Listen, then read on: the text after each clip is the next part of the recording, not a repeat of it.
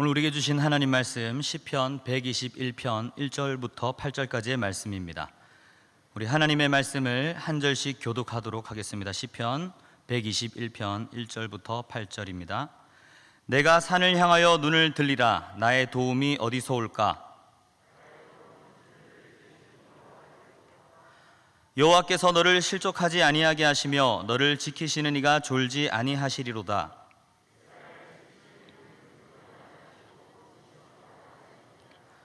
여호와는 너를 지키시는 이시라. 여호와께서 내 오른쪽에서 내 그늘이 되시나니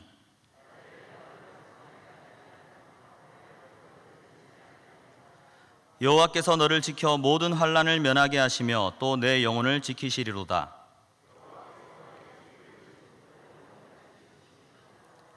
아멘. 저는 지난 여름에 가족들과 함께 글램핑장에 다녀왔습니다. 가족들과 함께 휴식을 누리며 즐거운 시간을 보낼 수 있었습니다. 거기는 고기도 무한 리필로 제공해 주더라고요. 그래서 사무실에 가서 고기를 받아오려고 제 딸 실로와 함께 밖으로 나왔습니다.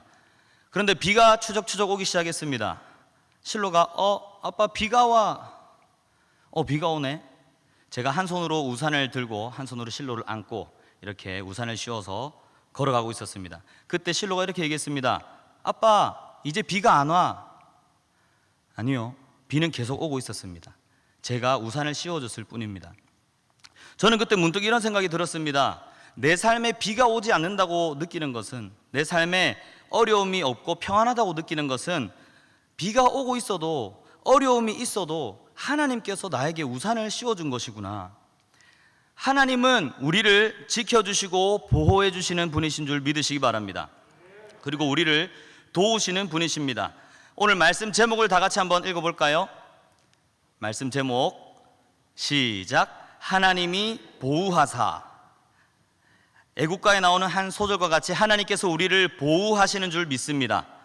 보우는 지킬 보자에 도울 우자입니다. 그러니까 하나님께서 지키시고 도우신다는 뜻입니다. 이러한 내용이 가장 잘 나타나 있는 성경이 바로 오늘 본문 시편 121편 말씀입니다. 시편은 여러 부분으로 나누어져 있는데 그 중에서 시편 120편부터 134편까지는 성전에 올라가는 노래라는 부제가 붙어 있습니다. 순례자시라고도 불리는 이 시편들은 말 그대로 하나님의 백성들이 절기를 맞아서 성전으로 올라갈 때 불렀던 노래입니다. 오늘 본문 1절 말씀 보겠습니다. 내가 산을 향하여 눈을 들리라. 나의 도움이 어디서 올까? 성전을 올라갈 때 사람들은 산을 보면서 올라갑니다. 산은 하나님의 임재와 보호를 상징합니다. 그들은 산을 보면서 하나님을 기억합니다. 포장도로와 보도가 만들어지기 전에는 산에 올라갈 때 바퀴 자국이나 바위나 나무 뿌리 등이 그들에게 위협이 될 수 있었습니다. 요즘에도 간혹 산을 타다가 실족사하는 경우를 뉴스에서 종종 볼 수가 있습니다. 그때는 오죽했겠습니까? 그런데 오늘 3절 말씀에는 이렇게 말씀하고 있습니다. 여호와께서 너를 실족하지 아니하게 하시며 너를 지키시는 이가 졸지 아니하시리로다. 아멘. 여호와 하나님께서 실족하지 않게 하시고 지켜주신다고 말씀하고 있습니다. 그들이 안전하게 순례길을 갈 수 있는 것은 길이 위험하지 않아서도 아니고 그들의 체력이 좋거나 운동신경이 좋아서도 아닙니다. 여호와 하나님께서 지켜주시기 때문입니다. 그 하나님께서 우리를 어느 정도로 지켜주시느냐? 4절 말씀을 보면 이스라엘을 지키시는 이는 졸지도 아니하시고 주무시지도 아니하시리로다. 아멘. 졸지도 않으시고 주무시지도 않으시고 우리를 지켜준다고 하십니다. 자녀를 키워보신 분들은 아실 겁니다. 아기들이 어릴 때는 자다가도 막 깨서 웁니다. 배고프다고 울고 기저귀 갈아달라고 울고 또 아무 이유 없이 그냥 잠투정한다고 울고 그렇게 막 울면 어떡합니까? 즉각적으로 일어나서 필요한 것들을 채워주고 아이를 달래주죠. 물론 저희 집에서는 이 대부분의 역할을 저희 아내가 하고 있는데 참 대단합니다. 자다가도 즉각적으로 일어나서 아이 달래주는 것만 해도 이 얼마나 대단한 일입니까? 그런데요, 우리 하나님께서는 졸지도 않으시고 주무시지도 않으시고 24시간 항상 우리를 바라보면서 우리를 지켜주시는 줄 믿으시기 바랍니다. 24시간 우리를 지켜주시다가 혹여라도 우리에게 위험이 닥쳐올 상황이면 어떻게 하십니까? 5절 말씀부터 다시 한번 보겠습니다. 여호와는 너를 지키시는 이시라. 여호와께서 내 오른쪽에서 내 그늘이 되시나니.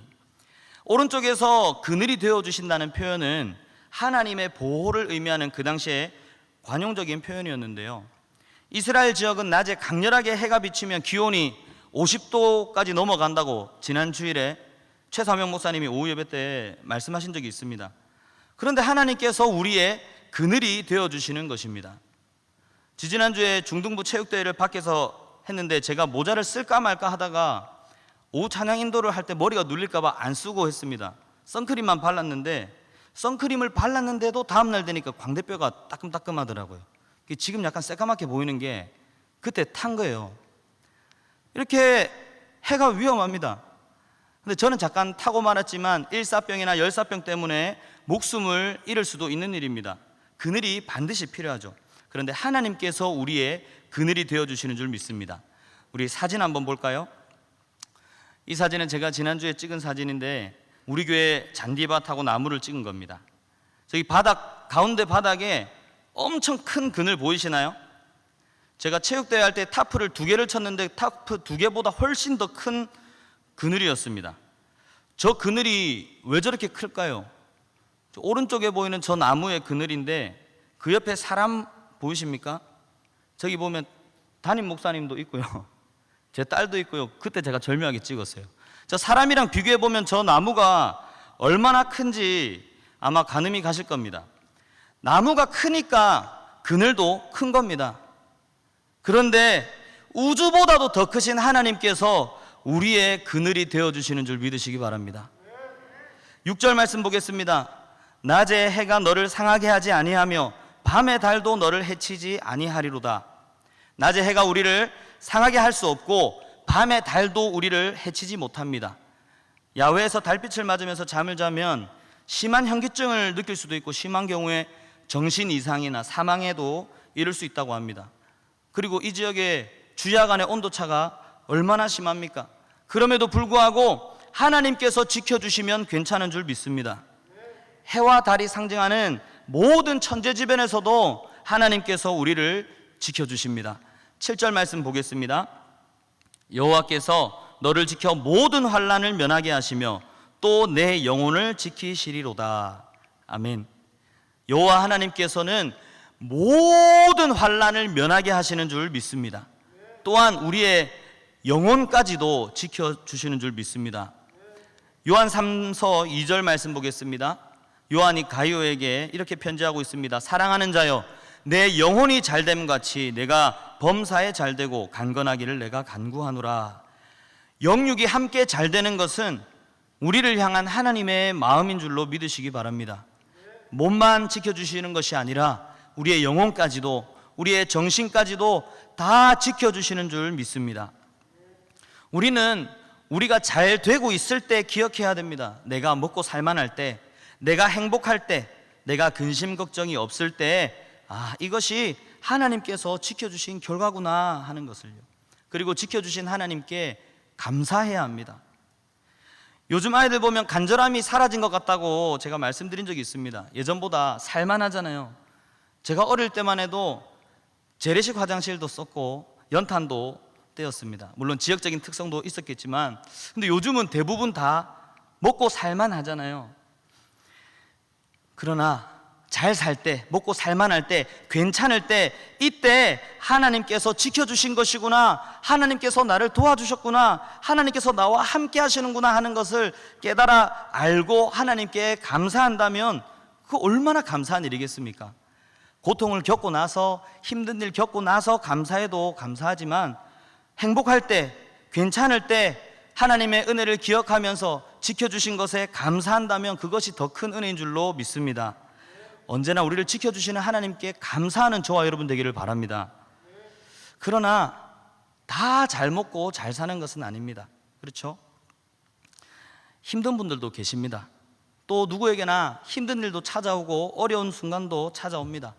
우리는 그때 한번 다시 말씀을 기억해야 합니다. 하나님이 보우하사, 여기서 우가 뭐라고 했었죠?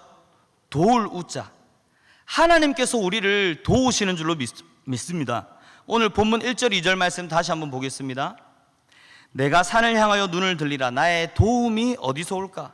나의 도움은 천지를 지으신 여호와에게서로다. 아멘. 순례자들이 산을 바라보면서 하나님을 기억했던 것처럼 우리도 산을 바라보면서 하나님을 기억하는 저와 여러분 되기를 바랍니다. 순례자들이 산을 오를 때 산이 그들을 때때로 힘들게 했습니다. 그렇다고 할지라도 그들은 산을 바라보면서 하나님을 기억했습니다. 우리가 산을 바라볼 때 천지를 지으신 여호와 하나님을 기억해야 합니다. 그 하나님께서는 우리를 도우시는 분이십니다. 순례자들은 어려움 가운데에서도 힘든 상황 가운데서도 하나님을 바라보았고 도우시는 하나님을 경험하면서 순례의 길을 완주하게 되는 것입니다. 히브리서 4장 16절 말씀 보겠습니다.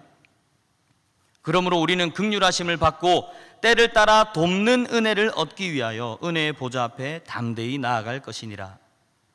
우리가 은혜의 보좌 앞에 담대히 나아간다면 우리를 도우시는데 가장 적절한 때에 가장 적절한 방법으로 우리를 도우시는 하나님의 은혜를 경험하게 될 줄로 믿습니다.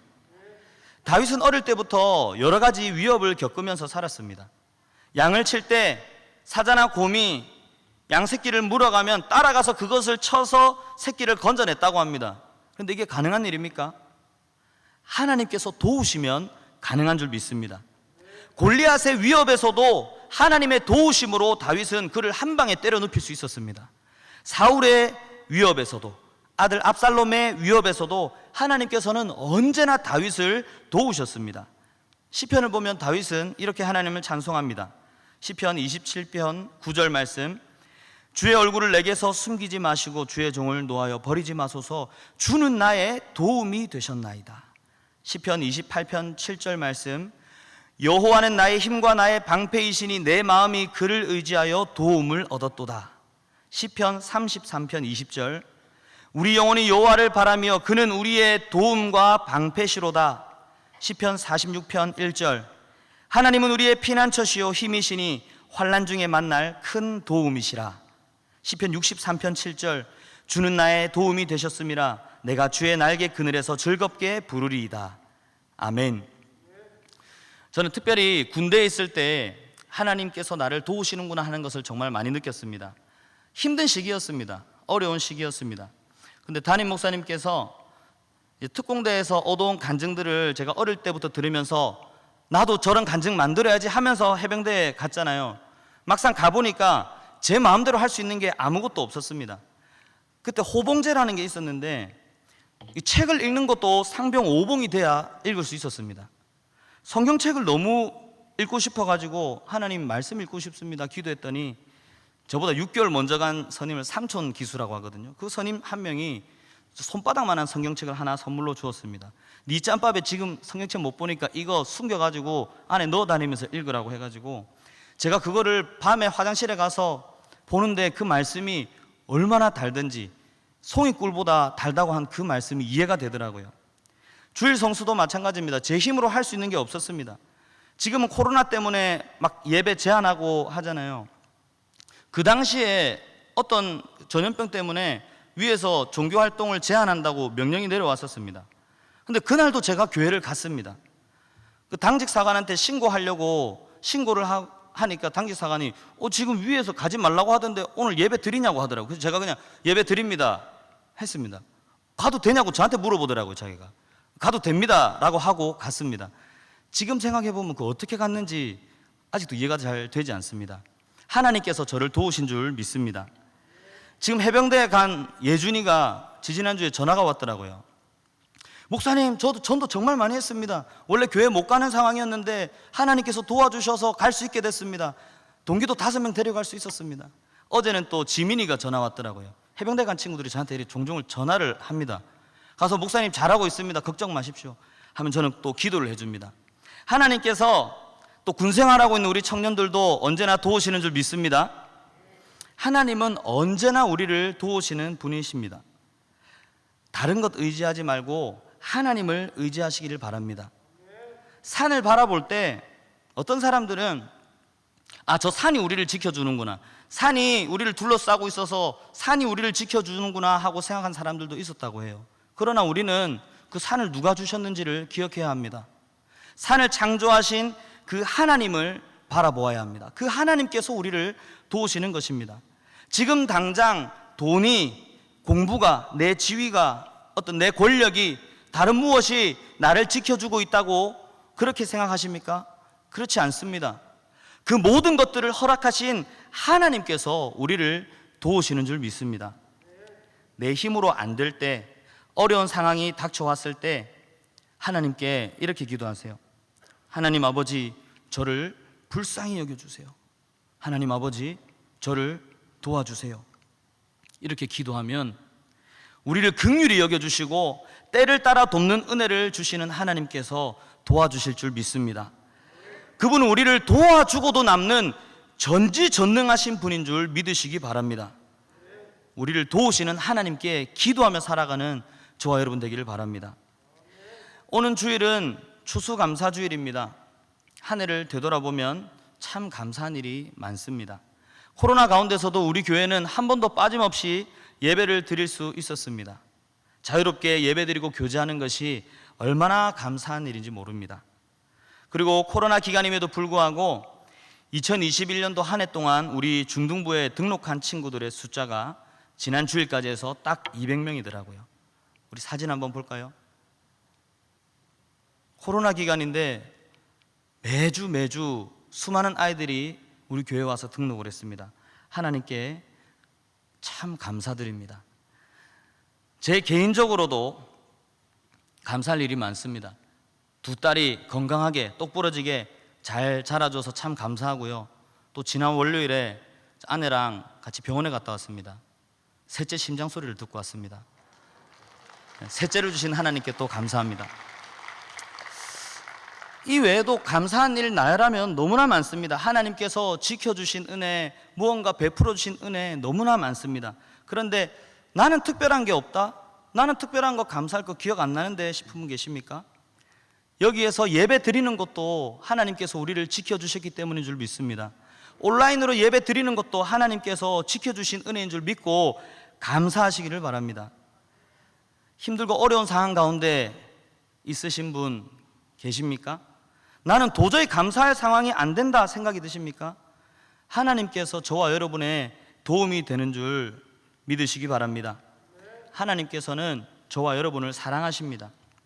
예수님을 이 땅에 보내신 것은 저와 여러분을 사랑하셔서 구원하시려고 보내신 거잖아요. 그 하나님께서 당연히 우리를 돕지 않으시겠습니까? 우리를 도우실 줄로 믿고 기도하는 저와 여러분 되기를 바랍니다. 내일은 수능이 있습니다. 우리 고3 친구들, 내일 수능 치는 친구들이 많이 왔어요. 우리 고3 한번 손 들어볼까요? 여기에 4명 하고 우리 카메라 잡는 민서도, 하나님께서 우리 친구들을 지켜주시고 도와주실 줄로 믿습니다. 더 중요한 것은 수능 이후의 삶 전체도 하나님께서 지켜주시고 도와주실 줄 믿습니다. 오늘 금요일에 재판 선고가 있습니다. 우리 하나님께서 우리를 지켜주시고 보호해주시고 도와주실 줄로 믿습니다. 하나님께서는 언제나 우리를 가장 선한 길로 인도하십니다. 하나님이 보호하사 우리나라 만세, 우리나라 가운데 다시 한번 부흥의 역사가 일어날 줄로 믿습니다. 우리는 두려워할 것이 없습니다. 걱정할 것이 없습니다. 다만 우리를 도우시는, 우리를 지켜주시는 하나님을 의지하고 하나님의 뜻대로 살아가는 저와 여러분 되기를 바랍니다. 예배에 목숨 걸고 힘을 다해서 복음 전하고 하나님 나라와 의를 위해서 살아갈 때 우리를 보호하시는 하나님을 누리며 살아가는 저와 여러분 되기를 주님의 이름으로 축원합니다. 아멘.